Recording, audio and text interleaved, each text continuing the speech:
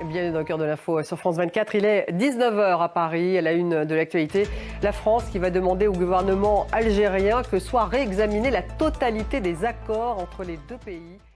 19h10, le débat, il est consacré à la Syrie. On va revenir sur la conférence du dialogue national. Est-elle un premier test pour le nouvel homme fort, Ahmed Al-Sharai? À quoi va ressembler la nouvelle Syrie? Quelle relation avec l'Europe, avec les puissances internationales et régionales comme la Turquie? La Syrie est-elle sur la bonne voie? Le débat, c'est à 19h10.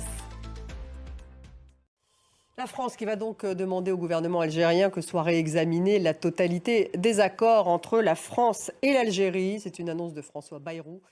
On apprend à l'instant que le Sénat algérien suspend ses relations avec le Sénat français. Actualité au Proche-Orient, en Israël, l'immense émotion à l'occasion des obsèques de la famille Bibas, Shiri et ses deux petits garçons qui avaient 4 ans et 9 mois lors de l'attaque du Hamas du 7 octobre, tués en captivité. Ils sont le symbole de la tragédie des otages. Le père, Yarden Bibas, enlevé en même temps que sa famille, mais retenu en otage séparément, avait été libéré début février. Arnaud Miguet, Cyril Théophilos et Maël Benoliel. Le Hamas doit restituer dès ce soir d'ailleurs 4 corps d'otages israéliens. Et Israël va libérer en contrepartie 600 détenus palestiniens. Stéphane Amar à Jérusalem. Et Volodymyr Zelensky qui dit donc viser une rencontre vendredi à Washington avec Donald Trump pour finaliser un accord cadre sur l'exploitation des minerais ukrainiens. Le président américain qui vient donc de confirmer cette venue. Zelensky qui veut aussi faire un point sur l'aide américaine à Kiev. On va écouter le président ukrainien.